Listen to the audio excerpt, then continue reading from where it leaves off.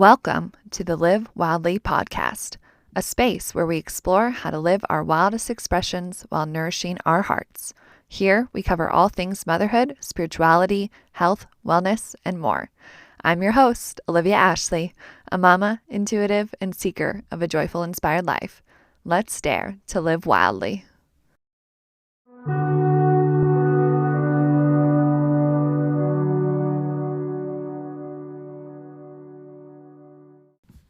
Welcome back, Live Wildly fam.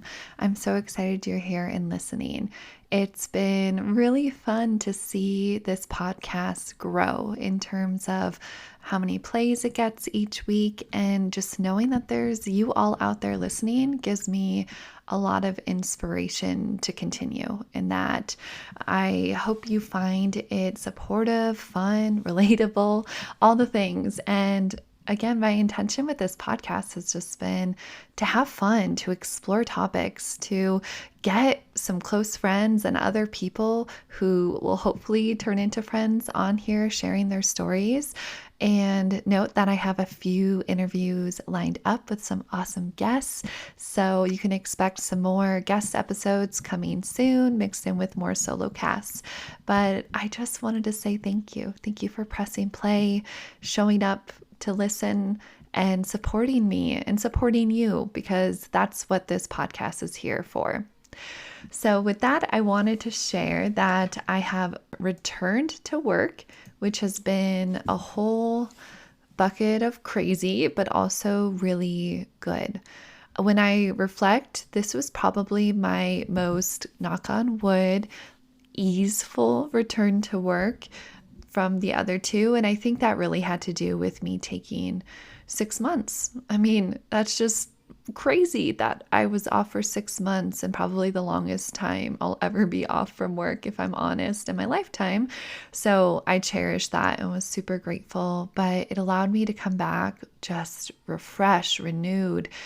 Yes, I was nervous and stressed. As if you listened to the challenge podcast 2 weeks ago, you would know how I was feeling around all of that. And it's still hard. It's overwhelming. There's a lot of bumps in the road that we're navigating, but overall, I feel good. I am allowing myself to have space and time to take care of myself, even though I'm working full time and momming full time and everything. I can just breathe. It felt good. It was this looming challenge that I didn't know what to expect, but yay, I'm here, I'm rooted, and I'm back on the podcast recording for you. I'm also really excited that it is spring. Wow, what a change. Even though we have had a little bit of snow and some high winds and things here in Colorado, it just feels like the best. And especially coming off of a long wintry maternity leave, it has been a game changer to see the sun. And we spent a lot of time out in our yard. We're reseeding the grass with clover and some other wild grass seed, which has been really cool. I've never had grass or a lawn that looked and felt the way it does. And we also got our raised beds prepared. Steven has been doing an awesome job. We've put some composting structures in the center. When I have him on, because he's totally coming on soon to pick his brain on tons of things, I might have to pick his brain on all the gardening tips he has, because he has been our go-to guy of handling everything in the garden. And then I just plant seeds or plant the plants and water and make sure things are good, but he does the rest.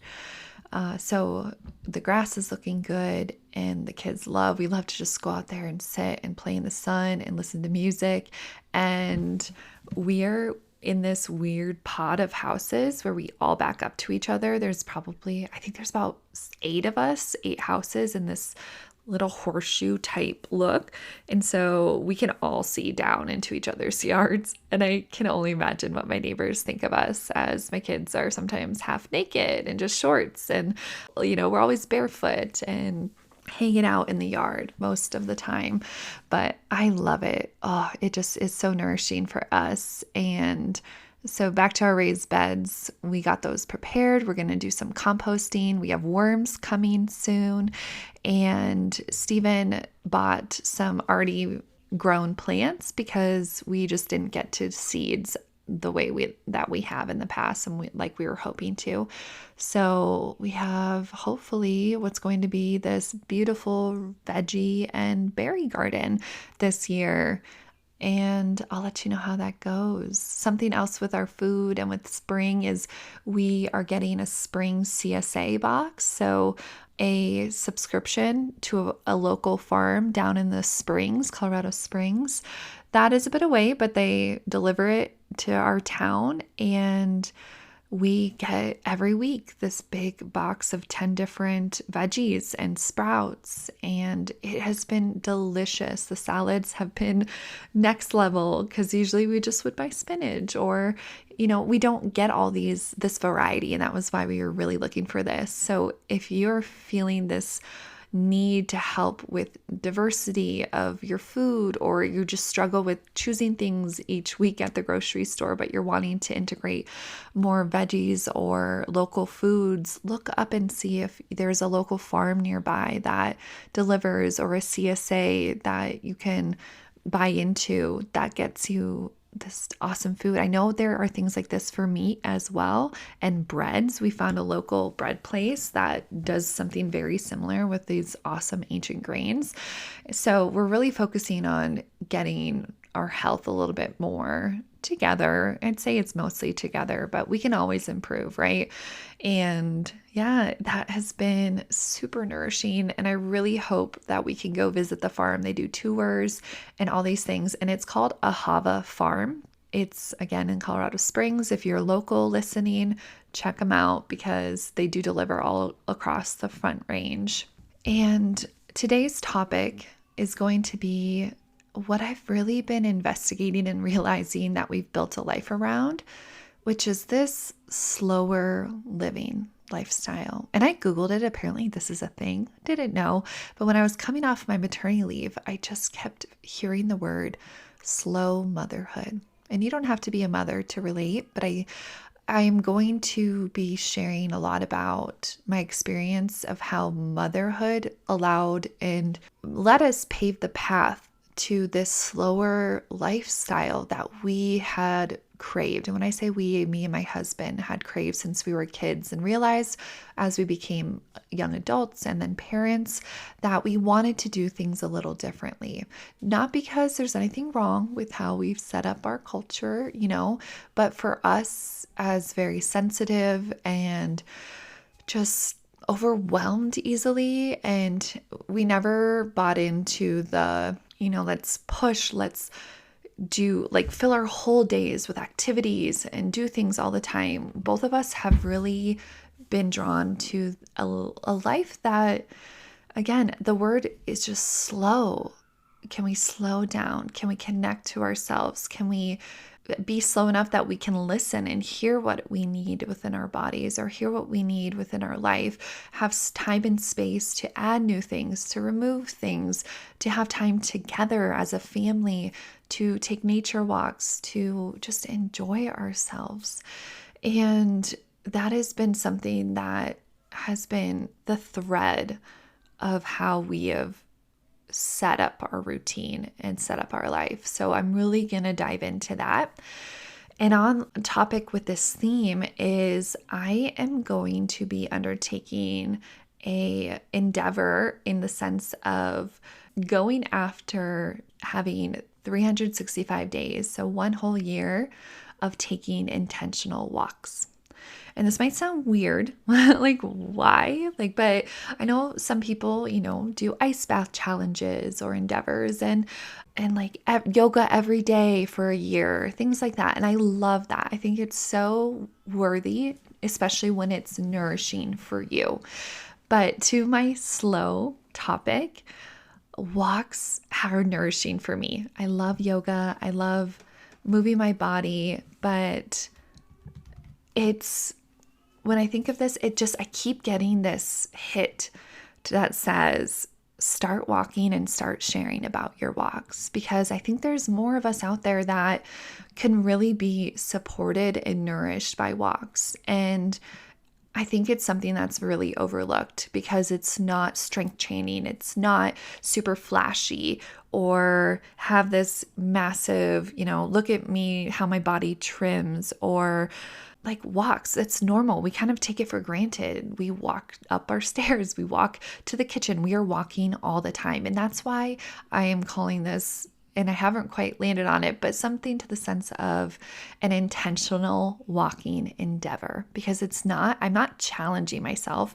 I am undertaking this because I just want to see how it will feel. I want to see how it will bring inspiration to myself, hopefully inspiration to others. So I'll be sharing more about this. I might do a whole podcast just about the benefits of walking and my relationship with walking. If you're at all interested, let me know. Hit me up on Instagram. And I'll be sharing this on Instagram because why not? It just feels super nourishing. And so I'm not going to be so hard on myself that, if I'm super sick, something like that, maybe I won't. But I do believe that this is a very possible endeavor. And mainly with my goal of doing at least 90 to 95% of my intentional walks outside, getting outside, enjoying nature, breathing fresh air, because I am cooped up in this house the majority of my days. So look out for that. And the reasoning behind this, one, not only I've gotten hits about it, but this time last year and kind of a little bit over a year was when I was really sick and early in my first trimester. And I remember it was some of the darkest days, and my dad had just been diagnosed and he was very sick. He was stuck in the hospital for months at a time. And walking was literally a luxury. It was not something that was given for him, for me at that time. I was so ill. I spent most of my time in bed just trying to navigate how I could function and see my father's ability to walk, to have the simplest of freedoms of going to the bathroom by yourself, to moving from a bed to a chair. He'd have to have assistance with everything. Just really has struck a chord with me that life is so precious. The timeline is unknown, and I kind of want to do this to honor both this past version of myself, of reflecting on those really, really hard days and the hard days I've had in postpartum with Stone, but also in honor of my father, because he's gone. And it's been really hard for me to navigate. As I think about him, it still feels unfair that he's not here, that his life was cut so short, that he didn't get to meet Stone, that I like to think they met as Stone was coming and he left, but there is very little that connects me to him anymore in that way, obviously through family and stuff, but I can't call him, I can't just check in. I think that's what I miss the most. And he was someone who loved being outside, who loved the outdoors. And so I want to just try and go for this, to honor him, to honor myself, to honor all of us who are going through anything hard, who just needs the time and space to have an endeavor, to get up, to get out, to move your body, to feel the fresh air, and remember just how grateful we can be and how life is such a celebration, because we forget it's a given. We wake up, we have our days, we have things to do, but in reality, we are on borrowed time. So, yeah. Look for that. I'll be sharing more about my walking, and brings me to this slow life and why we have set our life to be built around slow living, to just a slower pace. I think we can all relate that life can feel so full. And as a child, my parents, I love the experiences that they gave me, but we spent almost all our time doing something. You wake up early.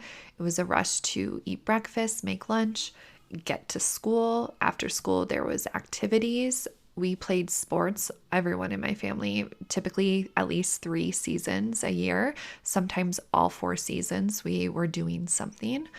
And I think that was just the normal I knew most other people were doing this. It was competitive sports, rec sports, camps during summer or in winter, just busy, busy. And again, I reflect and I did enjoy a lot of it. I loved being with friends. I loved moving my body. I adored sports. I think they are such character builder. And my kids will play sports and do things. But when I graduated high school and had the option to choose for myself, I pretty much just stopped. I stopped doing everything for a while. I remember freshman year, like Netflix and eating became my mode of living because I just had to decompress. I was so tired. I was like, I have freedom. I'm going to do the exact opposite of filling my schedule. And I should not have filled it with Netflix and, just sitting around eating. But I really needed it in all truth. And it allowed me, and then it gave me the motivation to get my act in order and find some really supportive, nourishing routine after freshman year because I gained at least 15 plus pounds and was just sick and not feeling well. So I started running, but otherwise I would take it easy. I'd come home, I'd have space to rest, space to feed myself and sit outside or go for a hike. And that was just the start of it all, I'd say. And when I met Steven, he was very similar. We would do things together and be out. A lot of it was spending time outdoors, sitting out back under the stars with a tea and just talking and relaxing. Lots of hikes, lots of adventures. Like we'd go go visit places that were nearby around Boulder, because Boulder, gosh, we were in such a beautiful place to be growing up in our young adulthood and becoming adults. And once we had Lily, we were faced with, do we jump into what I would call the rat race of life? Do we jump back into what society says is correct? And maybe it is. I think for a lot of people, it totally is. But I couldn't. And we were privileged enough to have parents that we were living with. We were living with my parents at the time, and the support system that Stephen was able to come home. And we knew from that moment that we would raise our babies at home and we would most likely homeschool them, whatever that looked like. We thought about putting them in a Montessori or a Waldorf school. We would have absolutely loved to, but Lily was too tiny. There was a bunch in Boulder and around Boulder, but she was too young at that point. There wasn't, a daycare type we could put her in.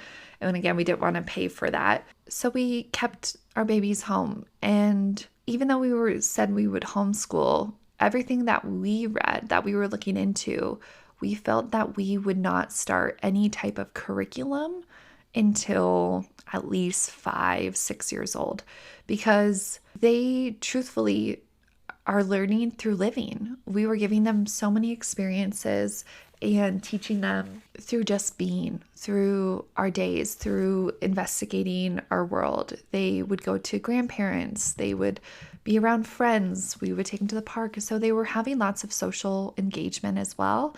And then when Lily was big enough, she started gymnastics and has done soccer. Forrest has been slower to want to do any of that. I don't want to say behind, but he was definitely below average where most kids would be for talking. So he really didn't start communicating verbally in sentences or even more than a couple words till he was after 3, I believe. So, and that was okay with us. We could understand him. His pediatrician was not concerned. We allowed our kids to just be kids. We didn't force anything. We read to them. We did flashcards with them here and there. We would talk about things, and I've watched them thrive. They absolutely have been happy, healthy, amazing. And Lily started doing a virtual academy. So we decided with homeschooling and having 3 kids, we needed some support and some help with doing the content. And so Colorado has a virtual public school that they do, and it is the best. Oh my gosh, her teachers are amazing. She hops online. She has at least a live class once to twice every like 4 days a week, I think. And Steven does the majority of it because he's home Monday through Thursday, and then he works Friday through Sunday. And that's when I'm off and we have support with Stone on Friday so I can work. And our lifestyle it can be overwhelming, but it feels so nourishing. That's all I can really describe it as. So, to give you insight to our life, because we are not the norm, I Googled before this just to see what percentage of students and kids homeschool in the US. And in 2022, it was reported that 5.2% of school-aged children are homeschooling. So there was a big spike during COVID, and it skyrocketed. I think it went up to like 17% or something around there, but it has resettled back down lower. I think that puts in perspective that people who homeschool, unschool, keep their children at home are in a very smaller category. And to our routine, and this is the parts I love, because we wake up when our bodies wake us up. And with having kids, we're up somewhat early. So I never have to set an alarm to make sure that I get to work on time because it's just natural and a given. And so we all just wake up when we get up, and Steven walks the dog and he makes breakfast. I get myself dressed. I get Stone dressed. The kids are big enough, the other two, to get themselves dressed. We're all playing. Usually the 2 bigger kids come into my bed with Stone and I, because right now Stone is sleeping with me. I am hopeful I will get him in a crib possibly. I love co-sleeping. That's what I did with my other 2 and Stone thus far, but I am starting to feel the effects of sleep deprivation, and Stone is a whole nother ball game with sleep, but that's a whole nother story. But that's why I'm in bed, and then the bigger kids come into bed. We go downstairs, we eat breakfast together, and then I start work. So typically I'll go upstairs and Steven will have the kids. A lot of times when it's nice out, or even if it's snowy, my kids are kind of funny. If it's cold but not snowy, they don't go outside as much. But if it's snowy, they're like, yes, let's go play in the snow. Or if it's really nice out, they spend most of their downtime, or when it's not schoolwork or they have to go somewhere outside, or just playing downstairs. And I work through the day. I take a break to usually go for a walk or spend some time with the kids here and there. I have to nurse Stone. So instead of having pumping time right now, I'll take a little bit of time to nurse, but usually I can still do some work while I'm doing that. And then, he naps. The kids do their thing with Steven, and my work day's over, and I'll come off and we'll usually have dinner together and then go for a walk, play outside, and then we have some TV time together. We usually will watch something family-oriented or a movie. We'll find things that we all enjoy, and our bedtime starts at 7:30. And this is probably the most structured, even if this doesn't seem very structured, that our lives have been. Lily does do gymnastics, like I said. Forrest has not wanted to try. We did try gymnastics. He wasn't ready to leave, not have one of us with him. But they'll do an art class during the summer that they'll go to, I think 1 or 2 times a week nearby. And then we get ready for bed, which is pretty much them running around being crazy, trying to get in their jammies. I will read a book or 2 to them. That's kind of our routine. They come in, I'll read a book to them. Then they go in their room with Steven, and usually Stone is wanting to go to sleep by this point. And Steven will read a chapter book. They're loving the Magic Tree House, throwback to my childhood and probably lots of yours. What a great series. So Steven will read, and then the kids fall asleep. And then I have my time, and Steven has his time to do whatever we want. Usually I'm stuck in bed with Stone, so it's catching up on emails or working on different things that I am doing and texting back to friends, journaling, reading. I'm currently reading Braiding Sweetgrass. Oh my gosh, I would highly recommend. I heard this as a recommendation from Yoga Girl about a year ago and immediately got it because it sounded right up my alley. And I have just I'm a slow reader. If you can't tell, I read maybe half a chapter a night. So it takes a long time to read books for me. And it just feels really good. I have my tea and then we start over. And so we typically don't have too much else scheduled. I'll find time. My goal every week is to find a day to go to yoga, to hit the chiropractor. Usually I'll put those two together. And otherwise, I'll have a scheduled call with a friend. Usually I'll have one weekly call with a friend after work. A lot of my friends aren't local, and even if they are local, a lot of times we just decide to connect on Zoom because lives are crazy and it's a little bit easier. And I have what I call a blooming circle for some of my closest friends who are really into a lot of the things we do or like what we talk about on this podcast. And so we'll meet at least usually 1 to 2 times a month to just have woman time, girl time, talk about what's going on. Someone talks about astrology. Sometimes I'll go into the Akashic records.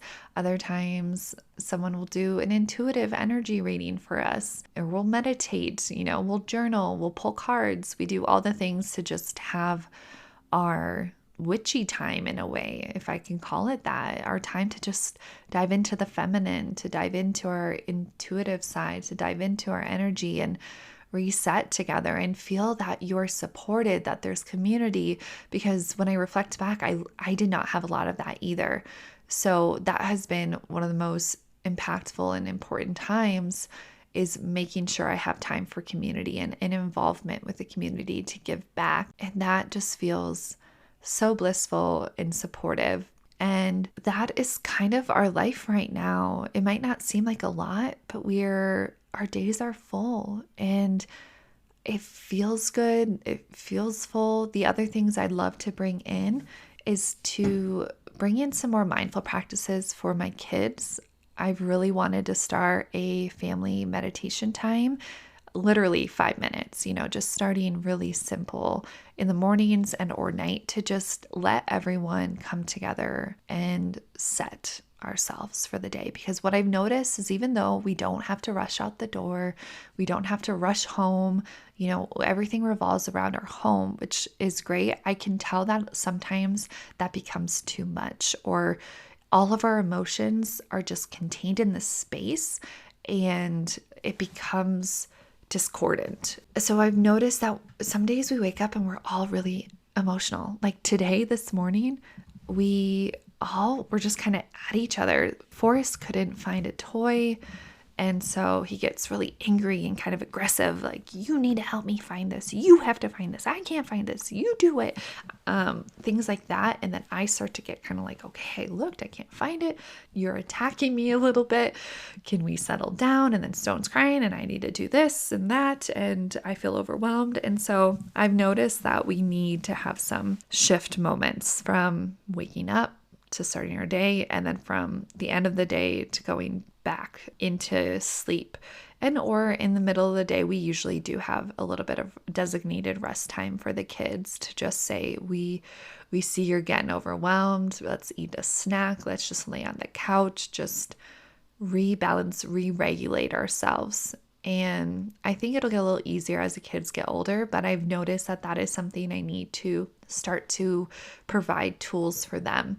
And this is the one thing that if our kids went to school, I think a lot of this would probably be taught right through them. That I've heard a lot of, they learn to blow out the candle, and there's practices around check-ins with using the rose tool, which someone just explained to me. The thorn is what was your challenge, petal was what you were grateful for, and I can't remember what the stem is, but there's tools that just seem to circulate and that are given when they're in other settings. But the biggest challenge I'd say with having the lifestyle that we have is it's all on you. Everything is on you. The emotions, the needs, the overwhelm, the support, the cleaning, everything. And that's where I see us, me and Steven, getting worn down on some days. I can tell we haven't checked in, we haven't done something for ourselves. We need to take a moment and find space. And I think I've found a pretty good routine with that. I am not perfect. As if you again listen to my last podcast, I can just get fried, overwhelmed. And then my unfortunate go-to is to become kind of angry and raise my voice. And that is something that I'm aware of and trying to find other habits to support that or to lean into or remind myself to step away, take a break. But we have no one else to lean to. There is no one else for us to say, hey, you watch the kid, right? We need a break. We need a date night. We need some help. And so we're also learning to ask for help more from our neighbors, from our friends, from our family of, can you come watch our kids and help? Or this is something I'm struggling with. How did you handle this when you were growing up or when you were raising your kids? Or can you just listen? I just need to vent. I need help. So again, I think with having a slower lifestyle, with deciding to live this way and it not being the majority, there's a necessity and a need to take the effort to find your people, to find the others who are deciding to navigate this way, because otherwise you're just kind of on this ship out in the sea and the waters get rough and you're managing and you're trying to fill the holes, but you're not a carpenter. And so you got to find that carpenter to say, hey, we need you. We need your help. How can we be here for you too? How can we wash your ship? I can't fix the holes, but I can wash it for you. Can we do that for you while you do this for us?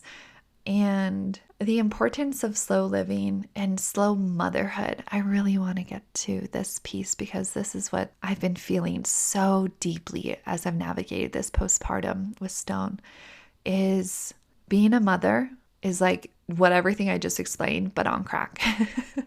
It's, oh my gosh, the best, the hardest, so much. And for me and my experience, I was overwhelmed. And I really had a hard time adjusting after Stone with having the two kids. And even though I had nothing else I needed to do but to take care of Stone, I had moments of, why did I do this? I love this baby. I want to take care of this baby. And then I want nothing to do with this baby. I'm over this. I don't want this. I don't want to do this again. And in truth, I think we are done having kids. Like, part of me is like, there's this girl, I can feel this girl that wants to come through, but I don't know if this is going to happen in this lifetime. And I'm not going to shut the door fully. My husband, if he listens to this, I'm so sorry. You can kill me. But yes, right now I'm done. Right now I am full. My heart is full, but there needs to be, I think, more support, more conversation, more help, and a spotlight put on maternal care and how much moms often have the overburdened schedule, the overburdened tasks. That, not to say that we don't choose it, right? I think a lot of times we see it, we do it, it's easier for us to do, so we just make it happen, but it's not supportive. It wears you. And when you're already mothering, and if you're especially at home with your kids, or just, gosh, mother in general, or a mom to animals, whatever that looks like for you, whatever you're taking care of, the plate becomes unduly full and we start to lose ourselves. We start to unravel. At least this is my experience. And so when I think of slow motherhood and how this can support you, it's this intentional way of being where you say, this is what I need, and ask for it. This is what I'm going to do with my day and leave the rest open. And for me, when I navigated postpartum, this looked like my one thing to do is to take care of this baby and myself. That was it. Whatever that looked like day to day, I was not going to do anything more. If I decided to, because that felt good or I wanted to, that was different and I would do it. But I really made sure that in that fourth trimester, coming out of birth, so that's typically the 6 weeks or so after birth, I was slow. I laid in bed. I read. I watched TV. I drank, ate, did whatever I wanted to do, and I took care of the baby, and I went on little walks, but there was nothing else that I needed to do. Stephen fed me for every meal unless he worked. He made sure the dogs, the kids, everything else ran, and gave me the time to experience all the emotions, do the healing I needed, have the ups and downs, but I fully took on mothering Stone. That was my role. He would help me during the middle of the night or of times where I needed support. I'd wake him up and say, I just need to sleep. He's been up for 4 hours. Please take him. And he would. And it was this allowance of myself to fill my cup. I didn't reach out to friends unless I wanted to. I didn't schedule anything. I literally did nothing. And when I mean I did things. I didn't just sit there staring off like a zombie, but I let my days be fully open. And I only reintegrated things that felt juicy and supportive and like I needed.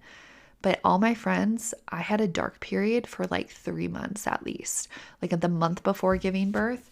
And then a couple months later where I just said, I'm dark. I'm like, I love you. I just need space. I need to navigate. I need to not have anything more than I need. And they all understood.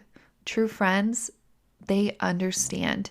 And so many of them, I got a care package from my one friend with coloring books and colored pencils and nipple balm and mother's milk tea. And I was like, oh my God, I love you. I haven't seen you in so long. Like we talk when we can, but oh, you know me and I love you so much. Like that was so supportive.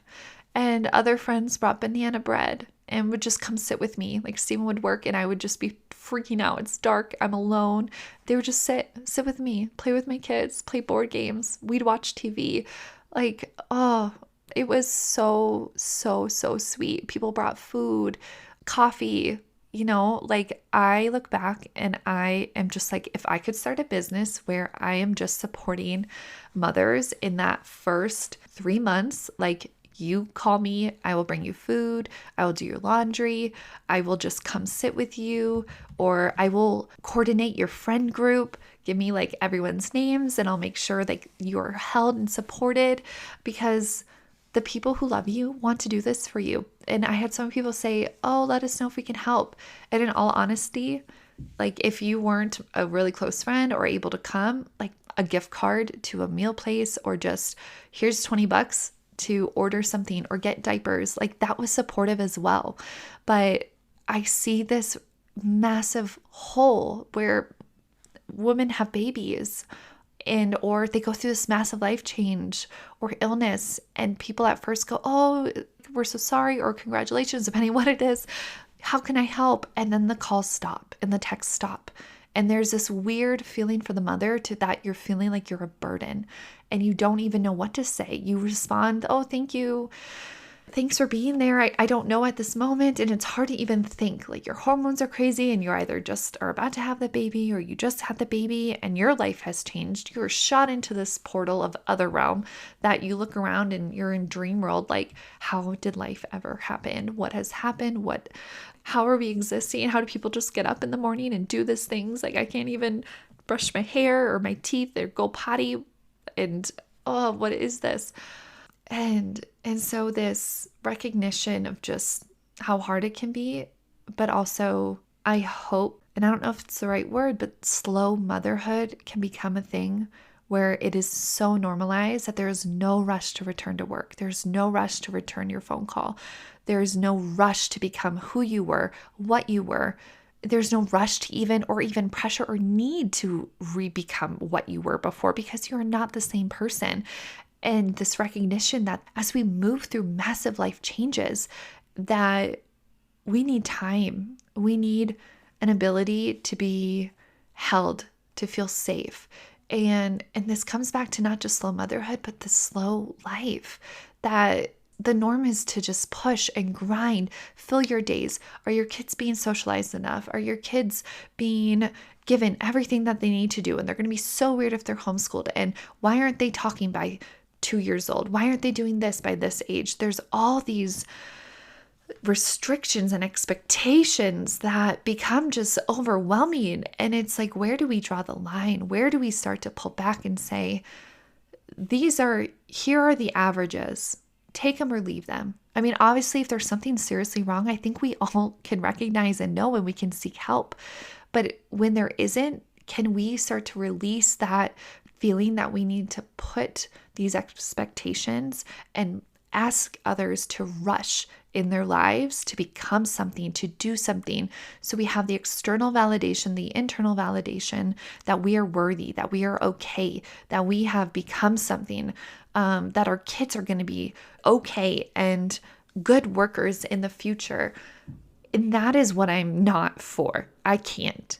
And if that does not resonate with you and you don't feel the same way, that is totally okay. You live your life, I'm going to live mine, but this is my expression and what my body, my children, what I see I need in this lifetime. And I think if you're listening, you probably feel somewhat similar or can at least relate to needing some space, some slowness, to wanting to shift and change. And I can't change our culture. I can't change how our systems are set up. What I can do is decide how I'm going to go on with my day, to decide how we are going to live our lives. And it brings me back to something I did soon after we had Lily, was Stephen and I set our family values and also our individual values. Like, as we look forward, what are those 3 to 5 things that drive us, that we're here for? And they change year to year. I think there's always this need to come back to it. And ours was first and foremost, especially at the time, was family, health, adventure, wealth.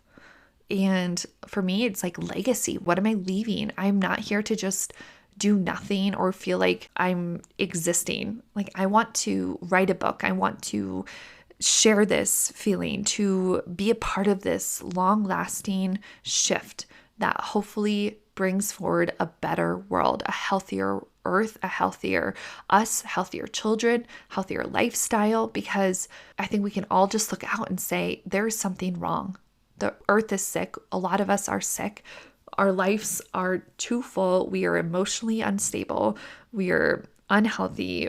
Our children, ourselves, often are mentally struggling, and the earth is struggling, the beings are struggling. And so what is that change? And I'm not saying that this is the answer, but I can feel that this slower lifestyle is pushing at least my family and those that I know towards a better balanced way of living, a more harmonious way of living.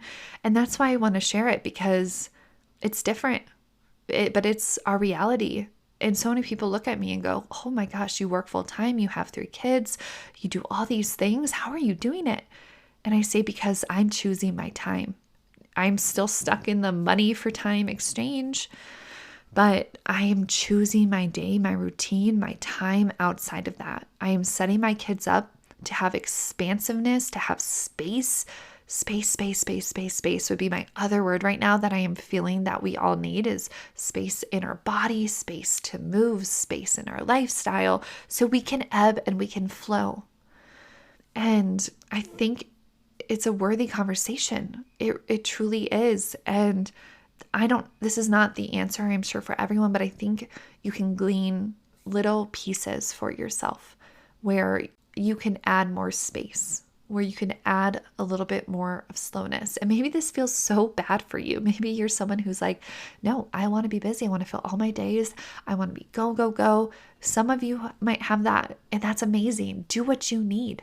But being human, I know we also need this reciprocity of give and take, of nourishment and doing. So I am going to lead us through a little meditation, visualization, inquiry with ourselves to just find that space. If no other time in your day you get to take this, let me help lead you through some moments of reconnection, of grounding, of coming back to yourself and investigating what would this slowness look like for you in your life? Where do you need some space? So if you're in a spot to do this, keep listening. If you need to pause and come back, you can pause here. Otherwise, let's safely keep your eyes open, or you can start to close them. Just listen if you're driving or you're doing something. But if you have a moment, even if you're holding a baby, you're on a walk, just pause. Can you find somewhere to sit? And make sure both feet are grounded on the floor. Unless you're driving, use that foot. Do what you need, but start to reconnect to your center.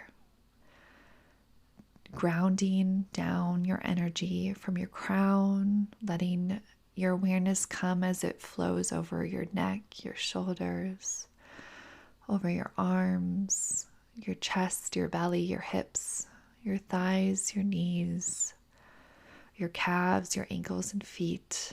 Your energy is starting to move more slowly, become a little more heavy, maybe even a little lighter feeling as you start to turn inward, noticing your breath, noticing your posture. Give yourself a little wiggle if you need, maybe a little neck roll. And let your breath become a little bit deeper, lengthening your inhale, extending your exhale, maybe open mouth. Once again, inhale through your nose.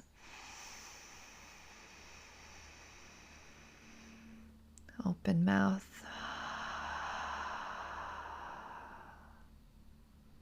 You can continue like that until you're ready to come back to just a lengthened, more rhythmic breath,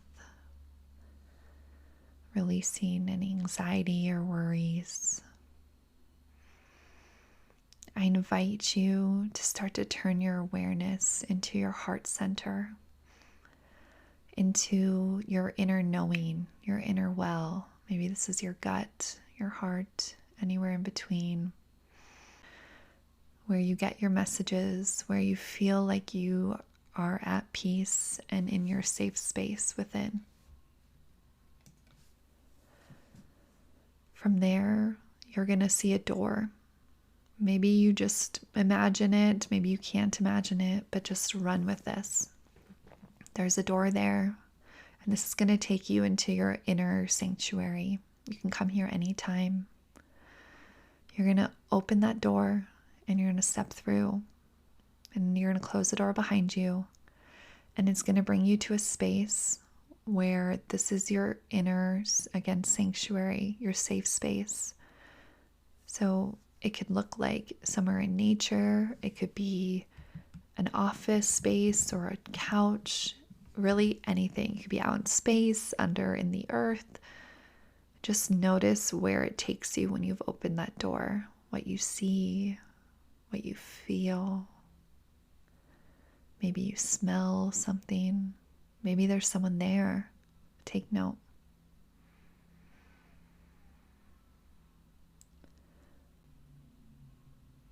We're gonna start to call forward and investigate internally. So maybe you see yourself laying down somewhere.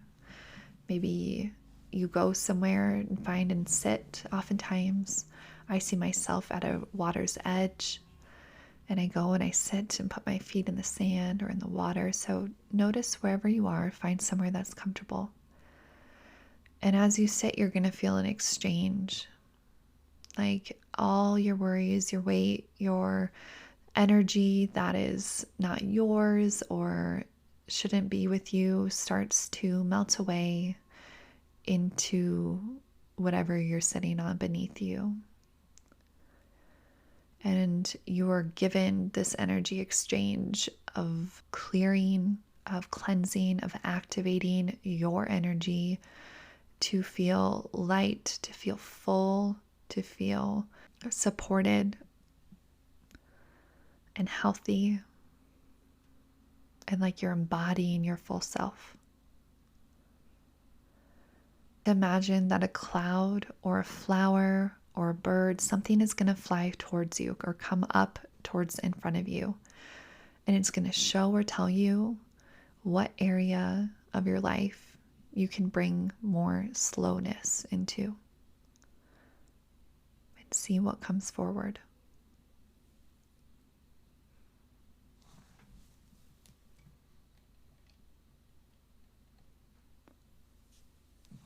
Once you receive that, just take note and thank it and let it go back to the earth, fly away, move away.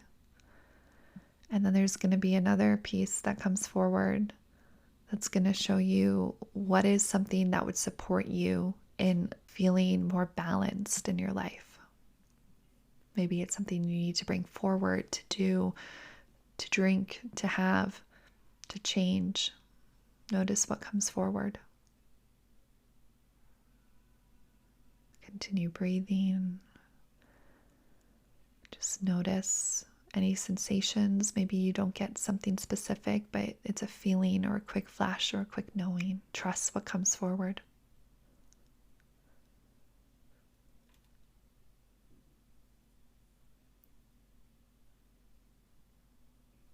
And when you have that, you're going to thank it and let it fly or go away. It's gone.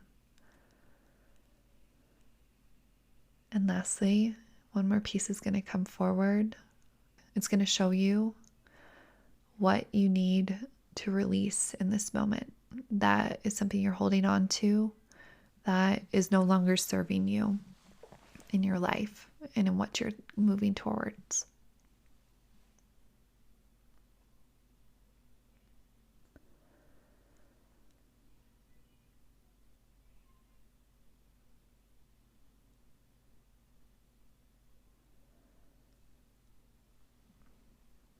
And then once you have that, send gratitude and let that go away. And let your body fully feel this feeling of balance, of nourishment. Let yourself feel full of life, of breath, of heart. You are capable of leading the life that you want to, of feeling worthy of making the changes that you need or would like to. And at any time that you need a break, a moment to come back to yourself of slowness, you can return to this space, move through this practice in your own way, investigate any questions that you need to help support you. So you can stay here for a little longer, or when you're ready, you're going to stand up from where you are and you're going to walk back towards your door. As you get to the door, you're going to stop for one moment and take one deep inhale and long exhale.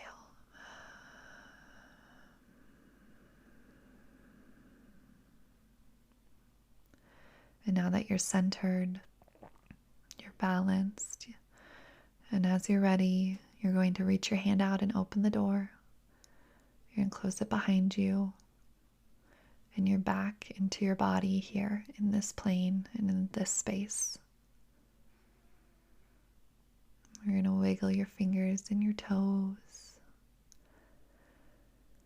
And if you can, I want you to clench all the muscles in your body. So if you're sitting or standing or whatever you're doing, or maybe it's just one piece of your body, but clench from your toes through your belly, up through your chest, your hands, your fists, your face, and clench everything really tight. Inhale, exhale, fully release all your muscles, wiggle them out and open your eyes, and you're back.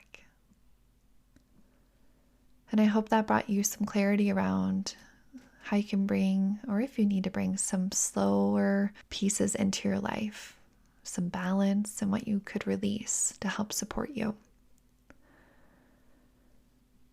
Thank you for being here and for listening. move forward with your day with a little bit more ease and slowness and breath. And I will talk to you in a couple weeks. Enjoy your spring, enjoy your day, and thanks for listening. Bye.